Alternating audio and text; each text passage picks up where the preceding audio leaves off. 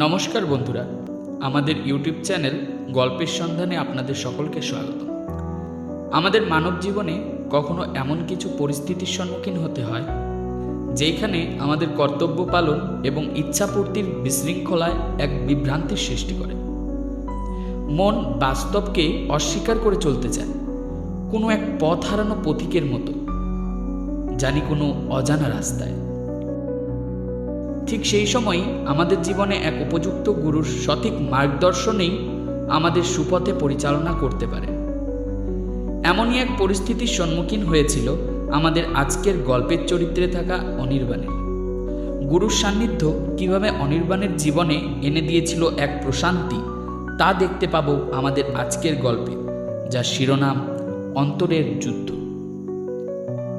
গল্পের কলমে এবং পাঠে আমি শ্রী অনুরাজ দত্ত, সহ সাংস্কৃতিক সম্পাদক, নবোদয় কালচারাল অ্যাসোসিয়েশন, মার্ঘেরিটা।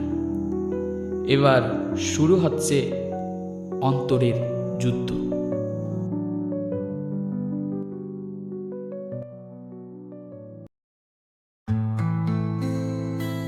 রানাঘাট শহরের এক কোণে ছোট্ট একটি পুরাতন বাড়ি, যেখানে বাস করতেন এক পৌর অধ্যাপক অচিন্ত সেন।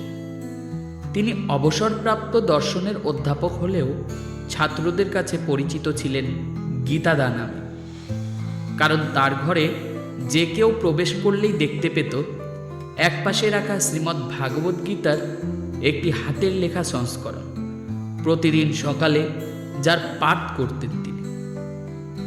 এই গল্পের মূল কাহিনী তার ছাত্র অনির্বাণ ঘোষকে ঘিরে, যিনি জীবনের গভীর সংকটে পড়ে গিয়েছিলেন এবং এক শ্লোকের মধ্যেই খুঁজে পেয়েছিলেন মুক্তির পথ। অনির্বাণ কলকাতা বিশ্ববিদ্যালয় থেকে ইঞ্জিনিয়ারিং পাশ করে একটা বড় কোম্পানিতে চাকরি পায়, কিন্তু চাকরি পাওয়ার 2 বছরের মধ্যে তার বাবা হঠাৎ অসুস্থ হয়ে পড়েন। সংসারের দায়িত্ব এসে পড়ে তার উপর। মা, ছোট বোন, ঋণের বোঝা, সবকিছু একসাথে যেন চাপা দিয়ে দিচ্ছিল তাকে। একদিন বিকেলে অফিস থেকে ফিরে এসে সে নিজের ঘরে বসেছিল নিস্তব্ধ হয়ে। চোখের সামনে ভাসছিল ইএমআই, অফিসের প্রজেক্ট ডেডলাইন, বাবার ডাক্তারি রিপোর্ট, বোনের কলেজের বেতন। হঠাৎ সে নিজে হাতের তালু দেখে চুপ করে থাকে। আমি কি এই জীবনের জন্য জন্মেছিলাম? মনেই যেন কাঁদছিল এই প্রশ্ন। দ্বিধাগ্রস্ত অনির্বাণ হঠাৎ করেই অনেকদিন পর গিয়ে হাজির হয় তার প্রিয় গীতাদার বাড়িতে। গীতাদা তাকে দেখে মৃদু হেসে বললেন, কিরে অনির্বাণ, আজ হঠাৎ? অনির্বাণ বসে পড়ে, চুপ করে থাকে।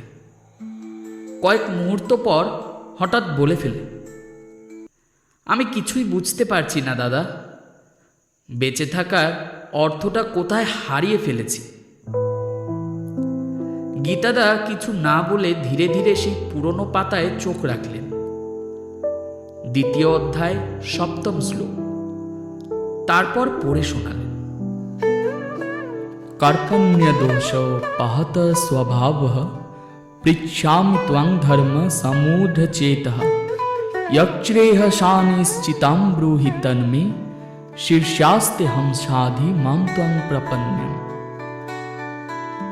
অর্থাৎ দুর্বলতার দ্বারা আচ্ছন্ন হইয়া কর্তব্য বিষয়ে আমি মোহগ্রস্ত হইয়াছি, অতএব শরণাগত শিষ্যরূপে তোমার শরণ গ্রহণ করিলাম। যাহা আমার জন্য কল্যাণকর বলিয়া তুমি বিবেচনা করো, অনুগ্রহপূর্বক তাহাই আমাকে নির্দেশ করো। অনির্বাণ কিছুক্ষণ চুপ করে থাকে। গীতাদা বলেন, তোর অবস্থাটাও আজ অর্জুনের মতো।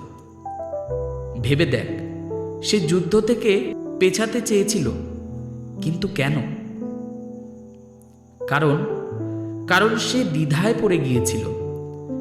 সে নিজের লোকদের বিরুদ্ধে যুদ্ধ করতে চাইছিল না, কিন্তু সে কিসের দ্বিধায়? কর্তব্য না আবেগ? জীবনের তাৎক্ষণিক কষ্ট না চিরন্তর সত্য? অনির্বাণ স্তব্ধ। মনে হচ্ছিল কেউ যেন তার আত্মার দরজায় টোকা দিচ্ছে। পরের কয়েক সপ্তাহ অনির্বাণ প্রতিদিন গীতাদার কাছে যেতে থাকে। ধীরে ধীরে সে বুঝতে শুরু করে তার লড়াইটা বাইরের জগতের সাথে নয়, নিজের ভেতরের এক যুদ্ধের সাথে। সে একদিন বলে ফেলে, দাদা, আমি যদি সত্যি বুঝি যে এটা আমার কর্তব্য, তাহলে কি আমার উচিত হতাশা ভুলে লড়াইটা চালিয়ে যাওয়া? গীতাদা হাসেন, বলেন, একদম একদম ভাই, কিন্তু তোর কর্তব্যটা কি সেটা তোকে বুঝে নিতে হবে, সেটা কেউ বলে দিতে পারবে না। আর মনে রাখিস, আমি না ভেবে যদি তুই বলিস তুমি ঠিক করো, ঠিক তখনই তুই ঈশ্বরের হাতে নিজেকে সমর্পণ করেছিস। অর্জুন সেই মুহূর্তেই তার গুরুর কাছে আত্মসমর্পণ করেছিল। অনির্বাণ এখন একটু একটু করে বদলাতে শুরু করে। সে বোনের পড়াশোনার জন্য স্কলারশিপের খোঁজ করে, বাবার চিকিৎসার জন্য স্বাস্থ্য বীমার সহায়তা খোঁজে, নিজের অফিসের চাপ সামলানোর জন্য সহকর্মীদের সঙ্গে মন খুলে কথা বলে। একদিন হঠাৎ অফিসে বসে সে খেয়াল করে তার ভিতরে আর সেই ক্লান্তি নেই। কিছু একটা জন্ম হয়েছে তার মনের গভীরে, সাহস, নির্ভরতা এবং আত্মসমর্পণ। সে গীতাদার কাছে ফিরে গিয়ে বলে, দাদা, আপনি জানেন আমি এখন কি অনুভব করছি? আমি বুঝছি আমি যুদ্ধ থেকে পালাতে চেয়েছিলাম, কিন্তু যুদ্ধটা তো আমার মধ্যেই ছিল, বাইরের জগতে না। গীতাদা হেসে বলেন, তুই নিজেই বুঝলি? এটাই শ্রীকৃষ্ণের বার্তা, শুধু গীতার নয়, জীবনের গহীন মন্ত্র। বছরখানেক পর অনির্বাণ নিজের জীবন নতুন করে গুছিয়ে ফেলে। বাবা অনেকটা সুস্থ, বোন এখন বিশ্ববিদ্যালয়ে, আর সে নিজে আরো উন্নত চাকরিতে। কিন্তু সে এখনো মাঝে মাঝে গীতাদার বাড়ি যায়।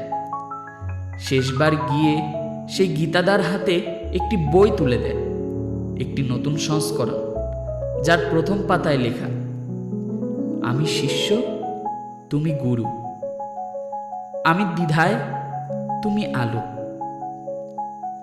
আমার কর্তব্য চিনিয়ে দিয়েছ, তোমাকে প্রণাম।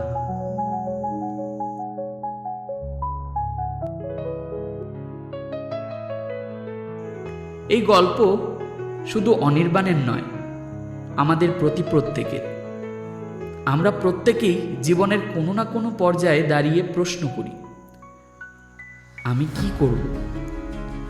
আর ঠিক সেই সময়ে যদি আমরা অন্তর থেকে বলি, আমি তোমার শরণাগত, আমাকে যা কল্যাণকর তা শেখাও, তখনই ঈশ্বর বা আমাদের অভ্যন্তরের অন্তর্জ্ঞান আমাদের পথ দেখাতে শুরু করে। গীতা শুধু একটা ধর্মগ্রন্থ নয়, এটি এক জীবনের পথ নির্দেশিকা। আর দ্বিতীয় অধ্যায়ের 7ম শ্লোক এই আত্মসমর্পণের শ্লোক, সেই পথ চলার সূচনা। বন্ধুরা, আমাদের এই গল্পের সন্ধানে গীতা জ্ঞান এবং আত্ম উপলব্ধির পর্বে আমরা আবার ফিরে আসব নতুন কোনো গল্প নিয়ে। যদি আপনাদের ভালো লেগে থাকে তাহলে লাইক অ্যান্ড শেয়ার করে চ্যানেলটিকে সাবস্ক্রাইব করে দেবেন। আজকের জন্য বিদায় নিলাম। ভালো থাকুন, সুস্থ থাকুন, শুভরাত্রি।